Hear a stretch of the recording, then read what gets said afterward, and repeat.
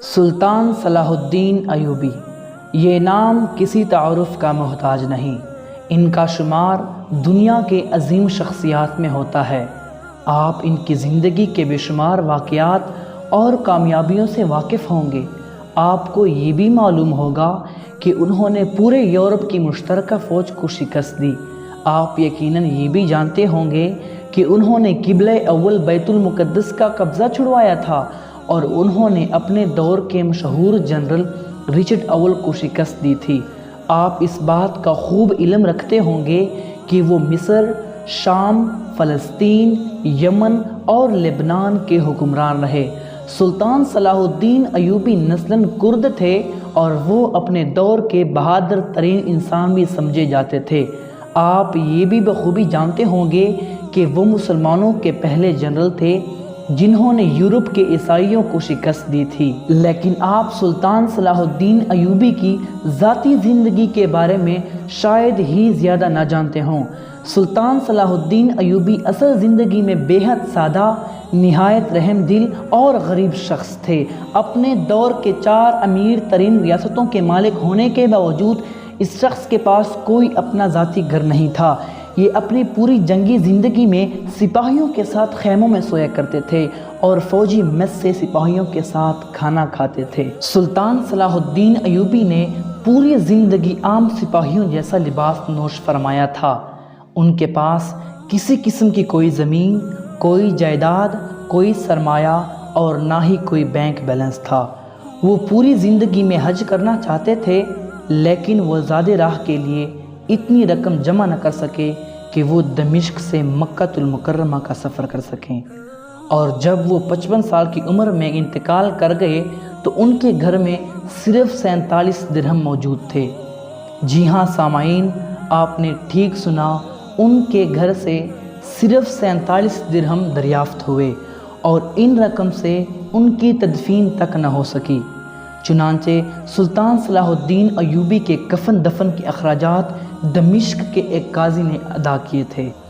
سلطان صلاح الدین ایوبی کے دوست اور رشتہ دار اکثر ان سے کہا کرتے تھے کہ آپ اپنے لیے کچھ بنا لیں، لیکن سلطان کہنے لگے کہ دنیا کا مال دینے والے کے مرنے کے ساتھ ہی ختم ہو جاتا ہے، لیکن میں ایسا مال بنانا چاہتا ہوں کہ جو میرے مرنے کے بعد بھی زندہ رہے گا اور مجھے قبر میں بھی زندہ رکھے گا، اور میں اللہ رب العزت کی بارگاہ میں بھی سرخرو اور کامیابی سے ہمکنار ہو جاؤں گا۔ سلطان کی بات درست تھی۔ صلاح الدین ایوبی کے وہ 47 درہم اب ختم ہو چکے ہیں، لیکن ان کا نام آج بھی ہمارے دلوں میں زندہ ہے، اور یہ وہ چیز ہے جسے ہم حکمرانوں کا اصل سرمایہ کہہ سکتے ہیں۔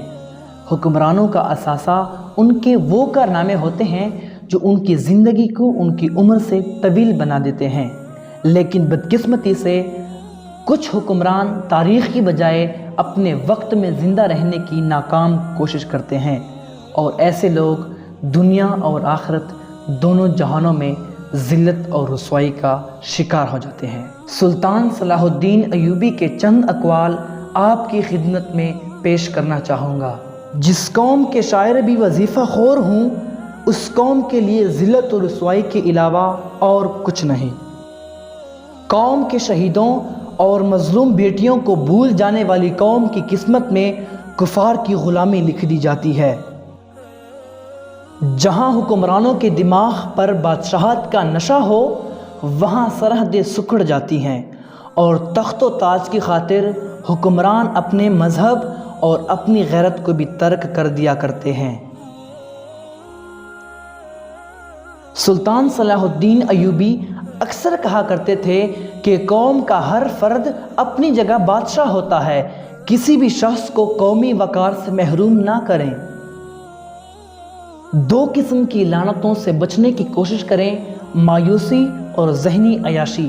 انسان پہلے مایوس ہو جاتا ہے اور پھر ذہنی عیاشی کے ذریعے راہ فرار اختیار کر لیتا ہے۔ اسلام کا سر بلند دیکھنا چاہتے ہو تو دوست اور دشمن کی پہچان کرنا سیکھو۔ جس قوم کے نوجوان بیدار ہو جائیں، اس قوم کو کوئی شکست نہیں دے سکتا۔ رب کعبہ کی قسم، سلطان صلاح الدین ایوبی کا یہ قول دل کی تختیوں پہ لکھنے کے قابل ہے۔ وہ ہمیشہ کہا کرتے تھے کہ اگر کسی قوم کو بغیر جنگ کی شکست دینی ہو تو اس کے نوجوانوں میں فحاشی پھیلا دو، فحاشی پھیلا دو، فحاشی پھیلا دو۔